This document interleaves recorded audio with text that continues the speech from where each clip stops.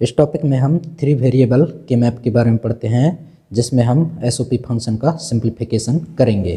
First point देखते हैं, the number of cells in three variable के मैप इज 8। थ्री वेरिएबल के map में 8 सेल्स होती हैं।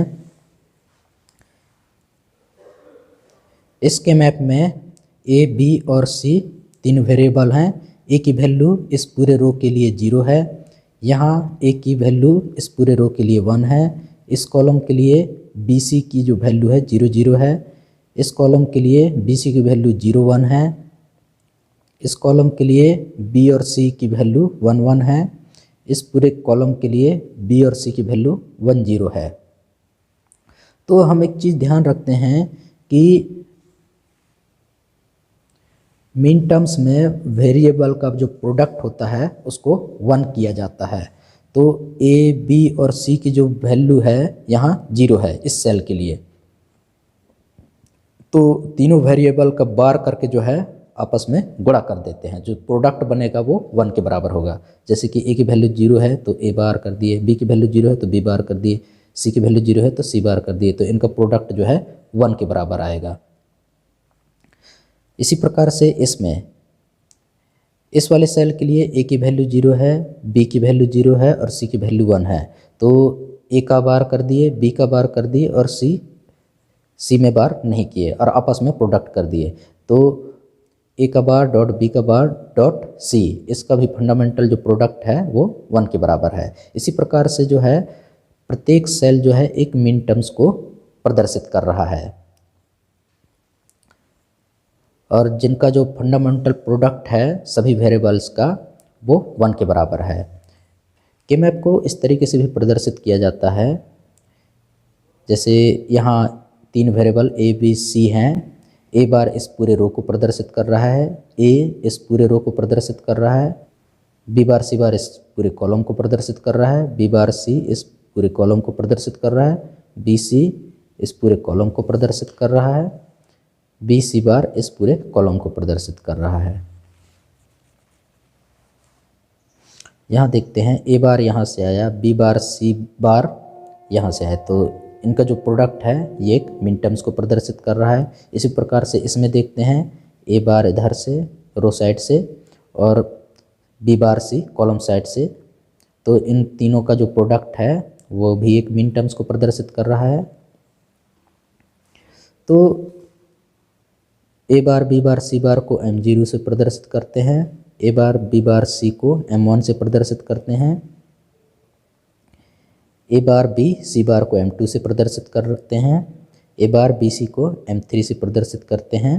इसी प्रकार से जो है M4 M5 M6 M7 जो मीन टर्म्स को प्रदर्शित करते हैं।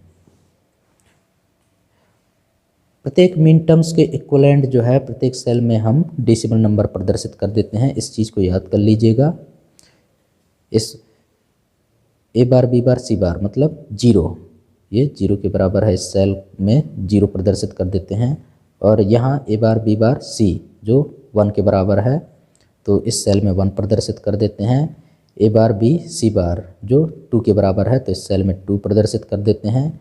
ए बार बी सी 3 के बराबर है तो इस सेल में 3 प्रदर्शित कर देते हैं। इस प्रकार से 4 5 6 7 इस वाले सेल में 7 है, तो ए बी सी 1 1 1 मतलब यहाँ 7 के बराबर है डेसिमल वैल्यू।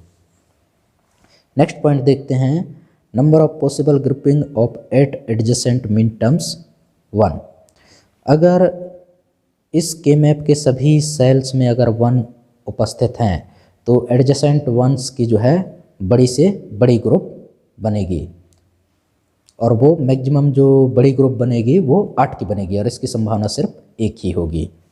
2 सेलों को एडजेसेंट तभी कहा जाता है जब दोनों के बीच सिर्फ एक वेरिएबल का डिफरेंस हो और एडजेसेंट सेल्स की बड़ा से बड़ा ग्रुप बनाते हैं।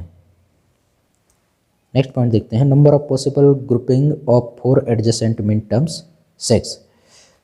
तो 4 एडजेसेंट मीन टर्म्स या 4 एडजेसेंट सेल्स को लेकर के जो है हम पॉसिबल जो ग्रुपिंग होगी वो 6 ग्रुप कर सकते हैं।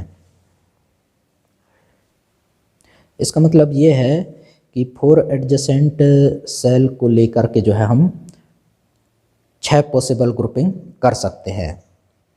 जैसे कि मैं बता रहा हूँ, एक ग्रुपिंग ये वाली हो जाएगी M0, M1, M4 और M5 को मिला के, अगर इनमें 1 1 1 रहा तो। फिर नेक्स्ट जो दूसरी ग्रुपिंग होगी M1, M3, M7 और M5 को लेके, अगर इनमें 1 1 1 रहा तो। तीसरी ग्रुपिंग होगी M3, M2, M6 और M7 के बीच में।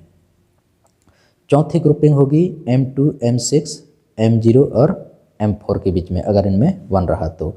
और पांचवी ग्रुपिंग होगी M0, M1, M2 और M3 के बीच में, ये 4 का ग्रुप। और छठवीं ग्रुपिंग होगी M4, M5, M6 और M7 के बीच में। Thank you.